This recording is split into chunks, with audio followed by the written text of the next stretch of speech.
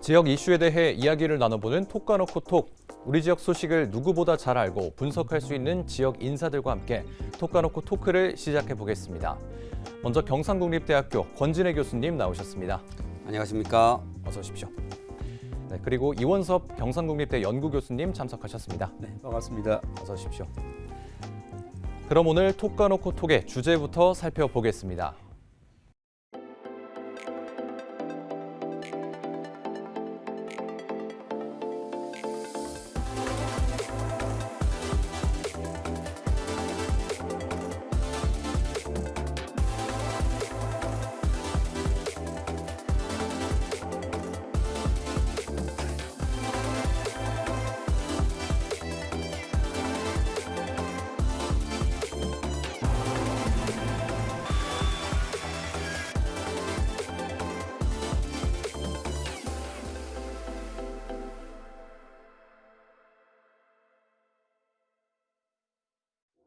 우주항공 산업을 미래의 발전 동력으로 육성하고 있는 서부 경남, 그리고 그중에는 항공 MRO가 있습니다.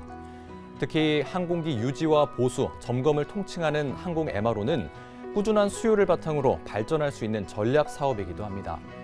서부 경남, 특히 사천의 경우 이 항공 MRO 사업에 대한 기대감이 굉장히 높은데요. 카이와 사천공항, 그리고 미래의 우주항공청과 더불어 우주항공도시를 지탱할 핵심 사업, 그리고 산업으로 보고 있습니다. 그리고 사천에는 대한민국에서 유일하게 정부가 지정한 항공 MRO 전문 기업인 한국항공서비스가 있기도 합니다. 그런데 수년 전부터 이 항공 MRO를 두고 사천과 다른 지역, 특히 인천과의 신경전이 이어지고 있습니다. 이제 좀 잠잠하다 싶으면 거듭 불거지는 항공 MRO 갈등. 오늘은 두 패널과 함께 그 배경은 무엇인지, 그리고 우리 지역은 어떻게 대처해야 할지 살펴보도록 하겠습니다. 네, 먼저 권진애 교수님. 제가 좀 전에 항공 MRO에 대해서 간단하게 이야기를 했지만 아직도 항공 MRO가 정확하게 무엇인지 모르는 분들도 많거든요. 용어의 정의와 어떤 분야가 포함되는지 설명을 좀 부탁드리겠습니다. 네, 항공 MRO라고 하는 것은 항공기의 정비, 수리, 또 기체 개조 등을 총괄하는 영어 단어의 첫 글자를 딴 용어입니다. 아주 간단히 말을 하자고 하면 항공기 수리 사업이다, 혹은 수리 산업이다. 그렇게 보면 되겠습니다. 이 비행기라고 하는 것도 결국은 날아다니는 기계이기 때문에요. 우리가 지속적으로 정비를 해야 하는데, 뭐 예를 들면 엔진 오일을 바꾼다든지 타이어를 교체한다든지 하는 이런 간단한 소모품들을 점검하거나 주기적으로 교체해야 하는 이런 일들이 있게 되는데요. 이것이 이제 MRO에서 가장 단순한 일이고, 우리가 이것을 보통 M의 메인터넌스에 해당되는 일입니다. 유지에 해당되는 일이죠. 그리고 그 다음으로는 특별히 이제 고장난 부품이 있다든지 하면 부품을 수리하거나 교체하는 일이 있게 되는데요. 이것은 이제 R의 리페어에 해당되는 일입니다. 그다음 마지막으로는 이게 정말 돈이 되는 일인데요. 비행기 전체를 분해해서 다시 총 정비를 한다든가, 혹은 비행기를 여객기로 쓰던 비행기를 수송기로, 일반 화물기로 개조를 한다든가, 또 비행기의 성능을 업그레이드를 한다거나 하는 것은 중정비에 해당되는 것을 우리가 오버홀해서 O를 붙여서, 그래서 메인터넌스와 리페어와 오버홀의 첫 글자를 따서 MRO 이렇게 이야기를 하는 것이고요. 우리의 중요 관심사는 그런데 첫 번째 있는 M은 비교적 부가가치가 좀 약한 기본적인 업무가 되겠고, 제일 마지막에 있는 O가 부가가치가 아주 높은 중정비 사업이 되어서 주요 관심은 O에 주로 있다고 그렇게 보면 되겠습니다. 그렇군요. 그렇다면 이 전 세계적으로 항공 MRO 사업 현황과 수요, 그리고 역사에 대해서도 간단하게 좀 말씀을 부탁드리겠습니다. 네, 많은 사람들이 아는 것처럼 우리 항공기가 최초 비행을 한 것은 1903년 12월 17일입니다. 미국의 라이트 형제가 최초의 비행을 시작했고요. 그 이후로 지금 약 120여 년이 흘렀고, 특히 이제 1, 2차 세계대전을 거치면서 항공산업이 급격히 발전하고 항공기술도 발전을 했습니다. 지금으로 보면 대략 정확한 수치는 아닙니다만 1년에 약 1,500대 이상의 중대형 항공기가 생산되고 있는 걸로 보이고요. 작은 경비행기까지 치면 훨씬 더 많을 것입니다. 그러니까 지금 우리 하늘에는 수만 대의 항공기가 날아다니고 있는 것이죠. 그중에서 MRO 산업을 놓고 보면 코로나를 거치면서 조금 침체기도 있었습니다만 대략적인 추측은 약 연간 200조 정도에 해당되는 산업이라고 봅니다. 그럼 우리나라 정부 전체 예산으로 볼 때도 약 30% 가까운 정도의 큰 산업이라고 볼 수 있겠죠. 그런데 이제 비행기는 다른 어떤 수송 수단보다도 큰 희생을 치르면서 발전해 온 것인데요. 뭐 예를 들어서 자동차는 고장이 나면 세워서 수리를 하면 되지만 예. 항공기는 공중에서 고장이 났다는 것은 바로 추락을 의미하고 예. 그것은 대형 사고를 의미하게 되기 때문입니다. 그래서 이제 항공기의 MRO는 자동차나 일반 기계에 비해서 훨씬 더 중요한 것이고 MRO에 대해서 아주 엄격한 예. 기준을 적용을 하고 있는 그런 추세가 되겠습니다. 대체로 보면 항공기를 제작하는 회사와 MRO 회사는 일반적으로 분리가 되어 있습니다. 그리고 보통의 경우에는 MRO는 현장에서 진행되는 경우가 많아서 여객기를 운용하는 회사들이나 전투기도 마찬가지로 운용하는 군에서 직접 1차적인 그 정비를 하게 되고요. 예. 그러나 좀 더 시간이 오래 걸린다든지 중정비를 해야 되는 일은 자체적으로 하는 것보다는 별도의 MRO 회사가 설립이 되어서 그 MRO 전문 기업들이 그런 역할을 주로 수행하고 있는 것이 현재의 추세입니다. 예. 예. 주로 이제 미국을 비롯해서 독일, 서방 국가들이 역시 MRO 쪽에서도 강세를 가지고 있고 최근 들어서는 이제 아시아에서도 이 MRO 산업에 관심이 많아서 특히 싱가포르, 인도, 인도네시아, 말레이시아 등에서도 지금 MRO 사업을 집중적으로 육성을 해보려고 하는 그런 추세에 있고 예. 우리나라는 지금 캠스 사천에 있는 한국 항공 서비스가 우리나라의 큰 기업 중에서는 유일한 MRO 전문 기업이라고 이야기할 수 있겠습니다. 예, 알겠습니다. 네, 이원석 교수님. 네, 이 교수님은 과거 항공 MRO 사업을 둘러싼 이 사천 그리고 인천의 갈등이 불거졌을 당시에 성명서를 발표하는 등 이 항공 MRO에 대해서 굉장히 관심을 많이 보이셨습니다. 방금 이제 공 교수님께서 이 세계적인 동향에 대해서 언급을 하셨지만 이 항공 MRO 사업을 추진하기 위해서는 어느 정도의 조건이 갖춰져야겠죠. 어떻습니까? 네. 지금 전 세계적으로 항공기를 200대 이상 보유한 나라 중에서 MRO 사업을 하지 않는 나라는 한국하고 인도밖에 없다는 걸 정부가 인식을 하고 있습니다. 네. 그리고 이제 이게 미래 핵심 성장 사업이다. 상당히 부가가치가 있는 사업이기 때문에 정부도 이 사업을 해야 되겠다 생각을 하고 2015년도에 MRO 육성 발전 방안을 만들었습니다. 그래서 이걸 하기 위해서는 이제 기본적으로 조건이 뭐냐면은 일단은 카이를 중심으로 한 완제기 회사가 있는 부분에서 일단 항공 클러스터가 있어야만이 MRO를 할 수 있다. 예. 그래야만이 경쟁력이 생긴다. 그리고 또 그 다음에는 항공 클러스터가 만들어져야만이 가격 경쟁력, 세계 경쟁력을 가진다. 그래서 이제 사천이 합당하다라고 보고 있고 또 세 번째로 지정하는 부분들은 국가가 생각하는데 제일 문제가 지금 국가 군행 발전입니다. 국가 군행 발전에서 지역에 있는 특정 지역의 항공산업을 육성함으로 해서 지역의 인구 분산이라든지 지역 균형 발전이 되기 때문에 이러한 필요하고 충분 조건을 수행하는 곳이 사천의 카이와 또 그에 있는 항공 기업들이거든요. 그래서 이제 이게 합당하다고 정부도 본 거고 그렇게 진행을 하는데 이제 정부가 이 합당한 정책을 지금 이제 사실은 인천이라든지 이런 데서 정치적인 논리로 대응하기 때문에 지금 문제가 조금 있는 겁니다. 예, 그렇군요. 이 교수님은 이 항공 MRO 사업 가치에 대해서는 어떻게 생각하십니까?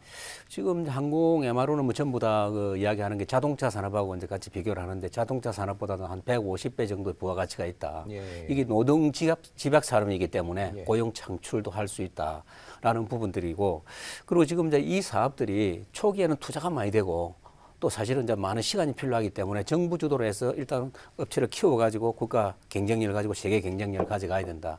그리고 지금 이제 이 세계적으로 항공 수요라든지 항공 화물 수요가 계속 늘어나고 있거든요. 근데 그리 항공 수요라든지 항공 화물 수요가 늘어나면 자동적으로 항공기가 늘어날 것이고 그러면 MRO 수요도 늘어날 것이다. 예. 그래서 이제 우리나라도 이 부분에 이제 착안을 해서 적극적으로 하고 있는 부분들이고 지금 이제 항공기 그 수익을 보게 되면은 생산을 100으로 봤을 때 그다음에 MRO 수입을 한 50으로 본다라고 예. 보고 있다 그러면 상당하게 이거는 미래 핵심 성장 사업이다 그렇게 보고 있는 겁니다. 예. 그리고 지금 이제 아시아 태평양 지역이 항공 인구, 항공 수요가 한 전 세계에서 2배 정도 성장이 빠르고 그렇게 나타나고 있는 거예요. 예. 그리고 지금 이제 MRO 시장도 지금 아태 지역이 이제 전체적으로 봤을 때 한 5.6%의 성장을 가지고 있는데 세계 평균은 4.1%밖에 안 되거든요. 예. 그러다 보니까 세계적인 항공기업들이 아시아 태평양 지역의 MRO에 대해서 굉장히 눈독을 들이고 있는 그런 상황이에요. 그래서 이제 우리나라는 이제 MRO를 이제 자꾸 이렇게 지역에서 하거나 집중 육성하는 거는 앞으로 한 2003년, 30년 정도 돼서 우리나라가 외국으로 지금 MRO를 다 모내서 나가는 게 절반 정도 나가거든요. 예. 이게 국내에서 담보를 한다 그러면은 고용 인력을 한 3만 5천 명 정도 창출할 수 있지 않겠느냐라는 부분들에 대해서 부가가치하고 교육 창출 정부는 이제 그렇게 보고 있는 겁니다. 예, 그렇군요.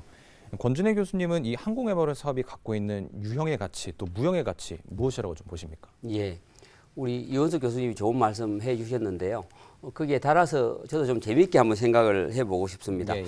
보통 이제 자동차는 우리가 뭐 한 10년 정도 타거나 아주 잘 유지 보수를 하면 약 20년 정도 타게 되는데, 비행기는 우리가 일반적으로 최소 20년 이상 비행기를 운용을 하게 되어 있고요. 그러나 실제로는 정비를 잘해서 대부분의 비행기는 40년에서 50년 정도 운용을 하게 됩니다. 심지어 우리 월남전에 사용했던 비행기를 최근까지도 전투기를 사용한 경우도 있으니까요. 그리고 항공기의 가격이 그것은 워낙에 비싸기 때문에 그렇습니다. 우리가 지금 수입하고 있는 F-35 같은 것은 뭐 정확한 금액은 우리가 알 수 없으나 대략 한 대가 천 몇백억 정도에 달하는 것으로 그렇게 되어 있고, 예. 우리가 타고 다니는 대형 여객기는 보통 가격이 한 대가 3천억, 4천억 정도 하게 됩니다. 엄청나게 비싼 이 항공기인데요. 이 항공기를 땅에 오래 세워 놓으면 이 항공기를 운용하는 항공사 입장에서 보면 굉장히 손해가 손해죠. 큰 것이죠. 예. 수천억짜리를 땅에 지금 세워 놓은 것이니까. 그러니까 비행기는 정비를 하는 시간 외에는 끊임없이 공중을 날아야 됩니다. 그래야지만 이제 항공사들이 수익을 창출하고 있는 것이고, 끊임없이 날기 위해서는 잠깐 땅에 있는 그 시간 동안에 MRO를 잘 해야 되는 것이죠. 예, 예. 그래서 이제 MRO라고 하는 것이 워낙에 중요한 것이고, 우리가 다 MRO에 관심을 갖는 이유가 그러한 것입니다. 또 전투기의 경우에는 이 MRO가 잘 되지 않으면, 우리가 뭐 전투기를 100대를 가지고 있다고 하더라도 실제로 대부분의 그 잘 살지 못하는 나라나 시스템이 잘 되어 있지 못하는 나라는 전투기를 가지고 있어도 가용한 전투기가 몇 대 되지 않습니다. 예. 그게 바로 전투기 MRO가 잘 되지 않기 때문에 예, 그렇거든요. 예. 그러니까 우리 유무형의 자산이라고 이야기하면, MRO라고 하는 것은 MRO 자체만으로도 보지만 사실은 그거 몇 배 이상을 들여서 우리가 지금 확보를 해놓은 항공기, 전투기를 포함해서 이 항공기나 전투기를 제대로 활용할 수 있느냐를 사실상 결정하는 것이기 때문에, 우리가 생각하는 MRO 산업 곱하기 몇 배를 더 해야 예, 예. 실제로 산업 규모가 되는 것이다. 그렇게 생각합니다. 예, 알겠습니다. 앞서 이 두 분의 말씀을 종합을 해볼 때 이미 사실 답은 나온 것 같습니다. 교수님은 왜 이 사천이 항공 MRO에 적지라고 좀 보시는 겁니까? 예. 이 성격을 조금 분리해서 생각을 해볼 수 있다고 봅니다. 저는 옛날부터 그렇게 생각을 해왔고요. 아까 앞에서 말씀드렸듯이 우리가 MRO를 이야기할 때 M이라고 하는 것은 이제 메인터넌스를 이야기하는 것이고, 비교적 단순한 일입니다. 항공기가 비행을 하고 돌아온 다음에 항공기가 특별한 문제가 있는지 점검을 하고 또 소모품을 교체해주고 하는 그런 일들인데요. 통상적으로 이제 그러한 일들은 항공사들이 직접 수행을 하거나 또 MRO 업체에 외주를 주더라도 공항에서 직접 하는 것이 일반적인 것입니다. 그래서 우리가 지금 이야기할 때 이 M의 역할을 뭐 우리가 사천에서만 해야 된다든가 혹은 인천에서는 못한다거나 그렇게 이야기를 하는 것은 아닙니다. 예. 기본적으로 메인터넌스를 하는 일은 우리가 비행기 가까운 곳에서 하는 것에 동의하는 것이고요. 다만 그 이후에 따라오는 리페어나 특히 오버롤 같은 것은 짧게는 며칠에서 길게는 몇 달이 걸리게 됩니다. 예. 예를 들어서 뭐 한 2달이 걸리는 큰 수리업이 있다든가 수리 과제가 있다든지 하면, 그걸 우리가 지금 인천에서 하면 공항이 가까워서 혹은 비행기가 가까워서 쉽고, 예. 사천에서 하면 인천에서 멀다, 그렇게 이야기하는 것은 예, 예. 우리가 그런 걸 수리하기 위해서는 한국에서 싱가포르까지 가기도 하고 예. 심지어 유럽에서도 갈 수 있는 일인데 예. 국내에 겨우 비행기로 1시간 정도 있는 이런 상황에서 우리가 이거를 지금 위치가 멀어서 무슨 문제가 된다, 뭐 그렇게 이야기하는 것은 저는 옳지 않다고 생각을 하고요. 예, 예. 그다음에 한 가지 꼭 더 말씀을 드리고 싶은 것은, 이게 지금 인천공항이라고 하는 것은 국민의 세금으로 조성한 매립지입니다. 굉장히 많은 예산을 들여서 만든 것이죠. 예. 그러면 그렇게 만든 땅은 그 많은 예산이 들어간 간 것에 걸맞는 일을 해야 된다고 봅니다. 그런데 우리가 사천에 이미 정부에서 투자를 하고 또 우리 민간 기업도 투자를 하고 해서 사천에 이미 MRO 산업단지를 조성을 해놓고 있고, 또 거기에 사실상 정부가 지정한 것과 다름없는 기업이 이제 막 성장을 하고 있는데, 예, 그렇죠. 그걸 놔두고 또 인천에다가 또 국민의 세금으로 매립을 많은 예산을 들여서 매립한 이 땅에 또 별도로 MRO 산업을 하겠다. 그것도 공항에서 꼭 해야 되는 일을 하는 것은 관계없지만 사천으로 와서 해도 아무 문제가 없는 일을 중복으로 그것도 인천공항공사가 직접 뛰어들겠다. 이제 이 하는 것이 큰 문제가 있다고 보는 것이고, 예, 예. 그래서 위치로 놓고 볼 때 인천과 사천은 전 세계적으로 항공기의 이동 시간을 생각을 할 때는 세계적으로 보면 사실상 같은 지역이다. 예. 그래서 뭐 사천보다 인천이 더 좋은 적지다. 리페어나 오버롤 측면에서 그런 것은 논리에 맞지 않다. 이렇게 생각을 합니다. 예, 그렇군요. 네, 이원석 교수님은 왜 사천이 항공MRO 중심이 돼야 된다고 보십니까? 네, 그렇습니다. 지금 우리나라와 같이 이제 해외 의존도가 높은 나라에서는 국제적인 경쟁력을 가져야 됩니다. 그러면 MRO 시장이라는 게 이제 세계적으로 보면 한 100조 정도의 시장을 보고 있는데, 그럼 우리나라가 지금 가지고 있는 MRO 시장이 한 4조 원 정도 되는데, 4조, 네, 4조 원. 그 정도에서 절반 정도는 지금도 외국으로 나가고 있고, 나머지 절반은 이제 국내에서 소유하는데, 그러면은 그 중에서 사천에 있는 우리나라 유일한 정부 그 지원 기업인 캠스가 가지고 있는 그 물량이 1년에 금년 한 400억 정도 한다는 거예요. 예. 그러면 세계 시장의 물량의 한 0.4%밖에 안 되거든요. 그러면 여기서 우리가 어떻게 해서 세계적인 시장을 잠식할 것이냐? 그러면 철저하게 가격 경쟁력, 기술력 가져야 될 거 아니에요. 예. 그래서 이 사업을 하기 위해서는 자, 어디가 가장 적정하느냐? 그러려면 첫째 가격 경쟁력을 가져야 된다. 사천 같은 경우에서는 지금 어떻습니까? 우리나라의 지금 최저임금 제도가 전 세계에서 아시아권에서는 최고 높거든요. 예. 그러면 사천은 그나마 카이를 중심으로 한 항공기업들이 클러스터를 이루고 있기 때문에 임금 대비 기술력을 했을 때는 우리나라도 최고이기 때문에 가격 경쟁력이 있다라는 부분들이고, 그다음에 이제 기술의 상호 호환성이 있어야 되거든요. 예를 들어 가까이 있어야만이 기술력이나 인력에 대해서 호환성이 생기기 때문에, 그래서 항공 클러스터가 이루어져 있는 사천이 대단히 중요하다. 그래서 제가 엊그제 카이하고 캠스 임원들을 만나서 지금 인천에서 이스라엘 IA 기업하고 아틀라스하고 또 한국에 있는 샤프 테크닉스 K 기업이 조인을 해서 인천에서 이 사업을 하는데, 카이가 보거나 캠스가 볼 때는 어떻게 보느냐? 그분들 하는 이야기가 자기들은 부정적으로 보는 거예요. 경쟁력을 이뤄낼 수가 없다. 첫째, 인건비를 감당 못한다. 그리고 또 부품이라든지 안 그러면은 이런 여러 가지 부분들을 조달하는 것도 사천에서 조달해 가야 되기 때문에 경쟁력이 생길 수가 없다라는 부분들에 대해서 자기들은 부정적이었고, 그리고 아틀라스 항공이라는 그 회사가 그냥 그 상용하는 그 하물기 전용 회사인데 별로 이미지도 좋지 않다. 그리고 또 샤프 테크닉스 K라는 회사가 캠스보다도 기술력이 떨어지기 때문에 여러 가지 면에서 좀 부정적으로 이 사업을 쉽게 하지 못할 것이다라는 생각을 가지고 있는데, 저도 그 부분에 대해서 일정한 부분을 동의를 하고 있는 그런 상황입니다. 네, 알겠습니다. 이원석 교수님, 그럼 제가 단도직입적으로 묻겠습니다. 이 항공MRO 사업은 왜 분산을 하면 안 되나요? 그런데 뭐 어느 산업이라든지 집중적인 어떤 그 투자와 또 그런 노력을 통해서 이제 결과가 나오는 부분들인데, 우리나라도 이 부분들에 대해서 세계적인 경쟁이 너무 약하기 때문에 이거는 초기에는 집중하고 선택해서 국가가 육성을 해야만이 세계적인 경쟁력을 가진다라는 부분들이거든요. 그래서 이제 사실은 사천을 이제 선택을 한 거고, 그게 이제 제일 문제가 뭐냐면은 항공기업에 대해서 클러스터가 형성되어 있어야만이 경쟁력이 생긴다. 우리가 인천과 경쟁하는 것이 아니고 세계적인 경쟁을 어떻게 가져갈 것이냐, 이런 부분들이라는 겁니다. 그리고 지금 항공 클러스터가 만들어져야만이 거기서 인건이라든지 부품이라든지 그 경쟁력이 생기기 때문에 이제 그렇게 가야 된다. 그리고 또 정부가 지금 제일 고심하는 게 우리나라뿐만 아니고 다른 나라 마찬가지입니다. 지방 분권 정책을 어떻게 세울 것이냐. 그러면은 이 항공 이 기업을 지방의 사천이라는 지역에 두물 해가지고 서부 경남, 경남을 중심으로 해서 지방 분권 정책.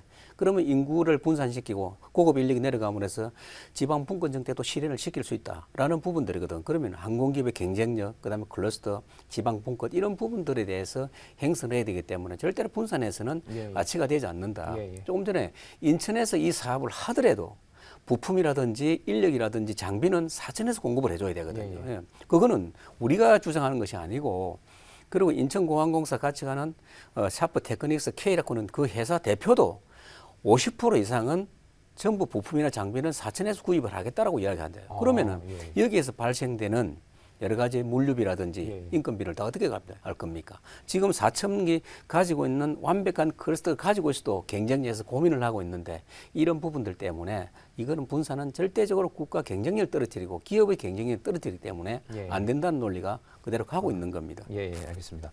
권진애 교수님께도 한번 묻겠습니다. 항공MRO 사업이 분산되면 안 되는 이유는 뭐라고 보십니까? 예, 우리 이원석 교수님이 아주 좋은 말씀을 잘 해주셨고요. 그 말씀에 100% 맞는 말씀이고, 이제 저는 그 말씀에 따라서 재미있는 이제 우리 예를 한번 생각을 해보면, 우리나라 항공 우주 산업의 연간 총 생산이 아직 10조가 되지 않습니다. 아시는 것처럼 카이 1년 매출액이 지금 3조를 넘어가느냐 못 넘어가느냐 하는 것을 가지고 이제 우리가 지금 애를 쓰고 있는 그런 정도 상황이거든요. 그런데 삼성전이 이제 매출액이 어느 정도 의미냐를 생각을 해보면, 삼성전자가 요즘 조금 고전하고 있습니다만 잘 나갈 때 분기 순이익이 15조, 예. 뭐 16조 이렇게 하지 않았습니까? 분기 순이익이 매출액이 아니고 매출액은 당연히 수백조 원이겠죠. 그런데 우리나라는 항공우주 산업의 총 규모가 10조 원이 안 되고 당연히 MRO 산업은 그거의 아주 작은 퍼센트밖에 되지 않는다는 것이죠. 그런데 이렇게 지금 모든 산업은 어느 정도 성장을 하기 위해서는 크리티컬 매스라고 하는 게 있어서 그 어떤 임계적인 정도의 기본 규모를 가져야지만 성장을 해 나아갈 수 있는데 사실 우리나라는 아직까지 MRO 산업은 그런 크리티컬 매스에도 도달하지 못한 정도의 유아기 상태 혹은 청소년기라고 볼 수 있는데 지금 이걸 벌써 나누어 먹자고 달라드는 격이 된다는 것이죠. 예. 먹을 게 없는데 벌써 예. 숟가락 들고 달라드는 사람만 생긴 것 같은 예. 그런 상황이다. 다른 산업의 규모하고 비교를 해보면 지금 그럴 때가 아니다 하는 것을 쉽게 알 수 있을 것 같습니다. 네, 알겠습니다. 한 가지만 좀 질문을 더 드리겠습니다.